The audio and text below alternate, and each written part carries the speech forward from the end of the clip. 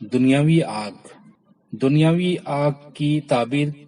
کئی طرح پر دی جاتی ہے۔ مثلاً اگر کسی نے یہ دیکھا کہ آگ کسی ایسے شہر یا محلہ یا گھر میں لگی ہے جہاں کی زمین بنجر ہے اور آگ میں لپٹ اور شعلے ہیں اور جس پر آگ گرتی ہے اس کو کھا جاتی ہے اور آگ میں خطرناک آواز بھی ہے، تو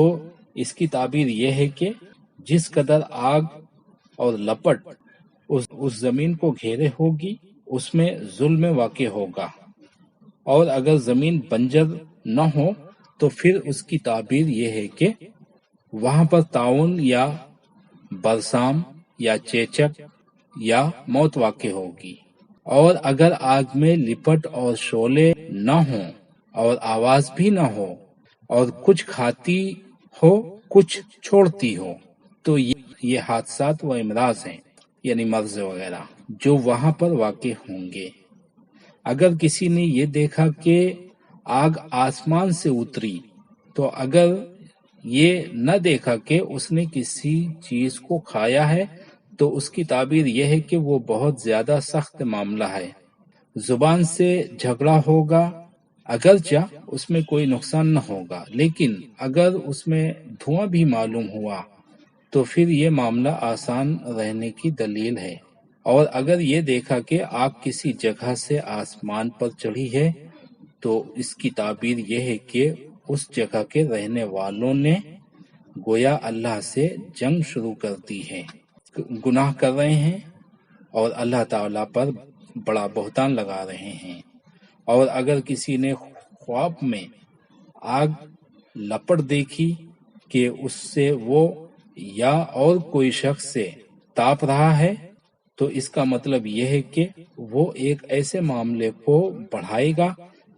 جس سے اس کو فائدہ ہوگا اور اس کا فقر دور ہو جائے گا، غربت، پریشانی، فقر و فاقہ، اس لیے کہ سردی فقر ہے اور گرمی گویا مال غنیمت۔ اور اگر یہ دیکھا کہ اس پر گوشت کو بھون رہا ہے تو لوگوں کی غیبت سے وہ محفوظ رہے گا جو زبان سے اس کو ملے گی،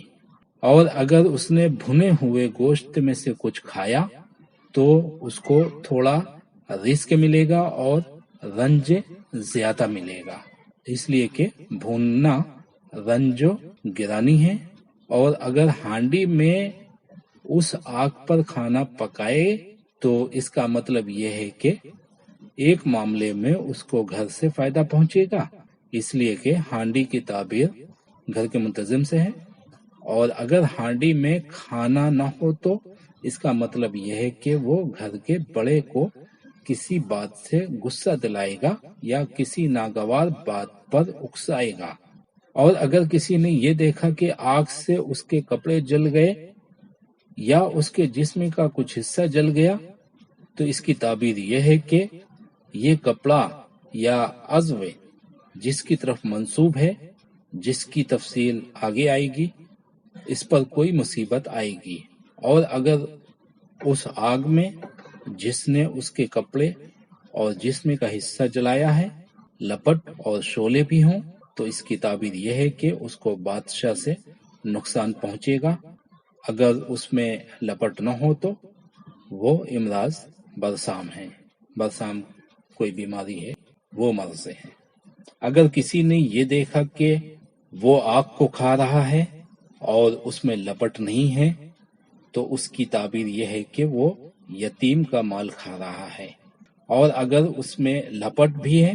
تو اس کی تعبیر یہ ہے کہ اس کے بارے میں لوگ آپس میں گفتگو کریں گے اور اس کو تکلیف پہنچے گی۔ اور اگر کسی نے خواب میں یہ دیکھا کہ اس کو آگ کی لپٹ لگ گئی تو اس کی تعبیر یہ ہے کہ وہ لگونگی زبانوں میں پڑ گیا اور لوگ اس کی غیبت کریں گے۔ اور آگ سے داغ دینے کی تعبیر یہ ہے کہ جس قدر داغ دیکھا ہے اسی قدر بری باتیں وہ سنے گا۔ اور چنگاریوں کی تعبیر بد کلامی ہے۔ اگر یہ دیکھا کہ چنگاریاں اس پر آ رہی ہیں تو یہ اس کی دلیل ہے کہ وہ ناگوار باتیں سنے گا اور اگر اس پر چنگاریوں کی زیادتی ہو تو اس کی تعبیر یہ ہے کہ اس کو سختی پہنچے گی، اور اگر یہ دیکھا کہ اس کے ہاتھ میں آگ کا شعلہ ہے تو اس کو بادشاہ سے تکلیف پہنچے گی، اور اگر کسی نے یہ دیکھا کہ آگ بازار میں یا دکان میں گری تو یہ اس بات کی علامت ہے کہ مال تجارت میں نقاصی یا زیادتی ہوگی، مگر یہ قیمت حرام ہوگی۔ اگر کسی نے یہ دیکھا کہ گھر میں ایک چراغ بہت تیز روشن ہے تو یہ اس بات کی دلیل ہے کہ گھر کے حالات بہت اچھے ہیں، اور اگر روشنی کمزور ہے تو اسی مناسبت سے گھر کی حالت اچھی ہوگی، اور اگر یعنی زیادہ روشن ہے تو زیادہ اچھے حالات ہیں، کم روشن ہے تو کم حالات، زیادہ اچھے نہیں ہیں لیکن پھر بھی ٹھیک ہیں، کم اچھے ہیں۔ اور اگر چراغ بجھ جائے اور خواب میں کوئی حالت ایسی نامعلوم ہو